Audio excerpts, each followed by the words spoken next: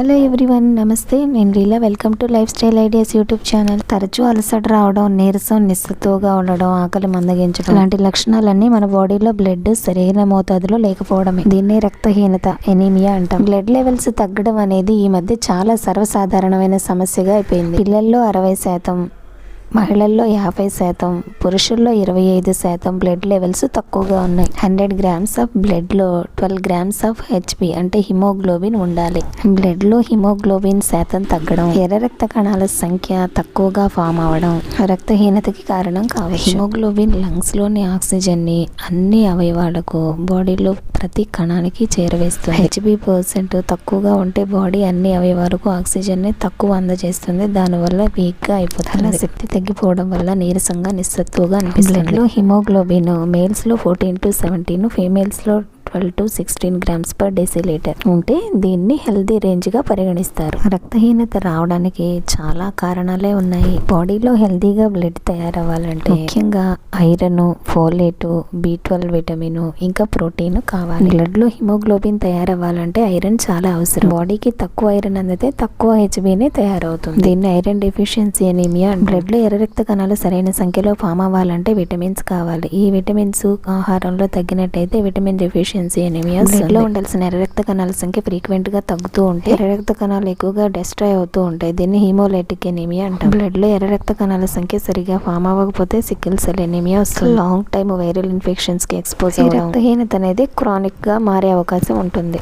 బాడీలో blood healthy range లో లేనప్పుడు ఎర్ర రక్త కణాల సంఖ్య ఉండవలసిన దానికంటే తక్కువగా రక్త కణాలలో బ్లడ్ ఫ్లో కరెక్ట్ గా ఉండడానికి గాను రక్త కణాల్లోకి వాటర్ చేరుతుంది. అప్పుడు రక్తం ఇంకా పలుచగా అవుతుంది. ఇది ఎర్ర రక్త కణాల సంఖ్యని కూడా తగ్గిస్తుంది. ఎనీమియా రావడానికి చాలా కారణాలు ఉన్నప్పటికీ 100 మందిలో 95 మందికి ముఖ్యంగా ఈ 3 కారణాలే కారణం. మొదటిది, మనం తీసుకునే ఫుడ్ లో హెల్దీ బ్లడ్ తయారవడానికి కావలసిన పోషకాలు ఉండకపోవడం. రెండవది, ఆడవాళ్ళకి మెనిస్ట్రేషన్ టైం ఎక్కువ బ్లడ్ లాస్ అవ్వడం. టెన్షన్, స్ట్రెస్ ఎక్కువ ఉండడం వల్ల హెవీ బ్లీడింగ్ అవ్వడం, క్లాట్స్ లాగా అవడం లేదా 4-5 రోజుల కంటే ఎక్కువ రోజులు అవడం. మూడవది, స్టమక్ లో ఏమన్నా డిస్టర్బెన్సెస్ లేదా డిసార్డర్స్, వామ్స్ లాంటివి ఉన్నాయి. కారణం ఏదైనా బాడీలో హెల్దీ రేంజ్ కంటే బ్లడ్ తక్కువగా ఉన్నప్పుడు కొన్ని లక్షణాలు కనిపిస్తాయి.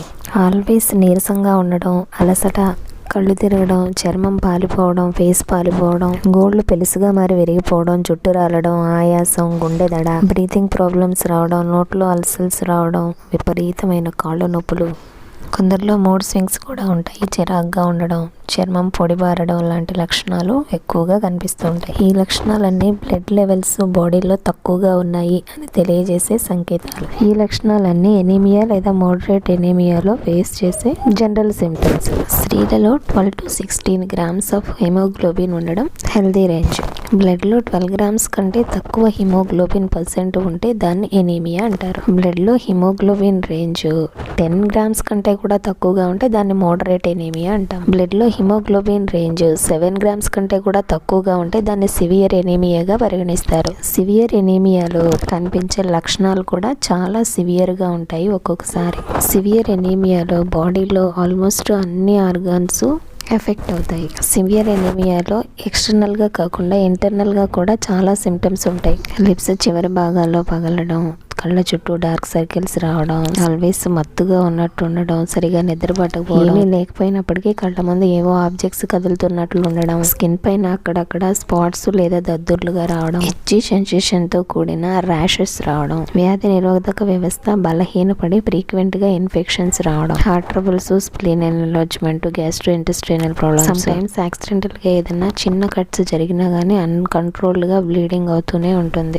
జనరల్ గా తినకూడని పదార్థాలను కూడా తినాలనే క్రేవింగ్స్ అంటే ఈటింగ్ డిసార్డర్స్ కూడా ఉంటాయి. చాక్ పీస్ తినాలనిపించడం, ఐస్, బంకమట్టి తినాలనిపించడం, ఇంకా కొందరిలో రాళ్ళు, ఇటుకలు, సోపు, పేపర్ లాంటి నాన్ ఫుడ్ ఐటమ్స్ తినాలనిపిస్తూ ఉంటుంది. ఇలా అనిపించడాన్ని పీకాస్ సిండ్రోమ్. ఈ లక్షణాలన్నీ బ్లడ్ లెవెల్స్ తక్కువగా ఉన్నాయని తెలియజేస్తుంది. ఎనీమియా బారిన పడకుండా బాడీలో హెల్దీ బ్లడ్ లెవెల్స్ ని ఇంప్రూవ్ చేసుకోవాలంటే కొన్ని రకాల ఆహార పదార్థాలను రెగ్యులర్ గా తీసుకోవాలి. డార్క్ గ్రీన్ లీఫీ వెజిటేబుల్స్ అయిన తోటకూర, పాలకూర, పుదీనా, మెంతికూర, గోంగూరలో ఐరన్ సమృద్ధిగా ఉంది. బ్లడ్ లో హిమోగ్లోబిన్ తయారవ్వాలంటే ఐరన్ అనే మూలకం చాలా అవసరం. ప్రతిరోజు ఆకుకూరలను ఆహారంలో భాగం చేసుకోవడం ద్వారా ఐరన్ బాగా అందుతుంది.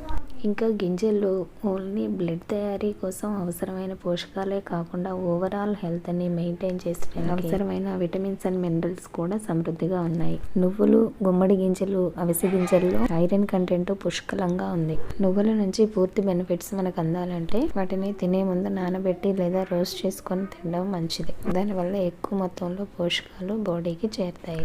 Pulses and legumes healthy blood తయారవడానికి గ్రేట్ సోర్సెస్ అని చెప్పాలి. Kidney beans, rajma, black gram, chickpeas, chana, green gram వీటన్నిటిలో విటమిన్స్, మినరల్సే కాకుండా మంచి ప్రోటీన్ కూడా ఉంది. అయితే ఈ పల్సెస్ అండ్ లెగ్యూమ్స్ లో ఫైటైట్స్ ఉంటాయి. ఇవి బాడీలో ఐరన్ అబ్జర్ప్షన్ సరిగ్గా అవ్వకుండా అడ్డుకుంటాయి. వీటిని నానబెట్టడం లేదా కుక్ చేయడం లేదా మొలకలు కట్టడం ద్వారా ఫైటైట్ కంటెంట్స్ అంటే యాంటీ న్యూట్రియంట్స్ తగ్గి ఐరన్ అబ్జర్ప్షన్ సరిగ్గా అవుతుంది.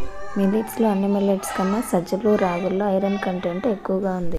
రాగిలో ఐరన్ తో పాటు ఇతర పోషకాలు కూడా ఉన్నాయి. స్టడీస్ ప్రకారం మాల్టెడ్ రాగి పోరెడ్జ్, రాగి కంజి ఐరన్ ఇంప్రూవ్మెంట్కి చాలా ఎఫెక్టివ్గా పనిచేస్తుంది. బాడీలో ఐరన్ ఇంప్రూవ్మెంట్ అవ్వాలన్నా, హెల్దీ బ్లడ్ ఫామ్ అవ్వాలన్నా డ్రై డేట్స్ని తప్పనిసరిగా ఆహారంలో భాగం చేసుకోవాలి. ఐరన్ ఇంప్రూవ్మెంట్కి తాటి బెల్లం ఒక మెడిసిన్ లాంటిది.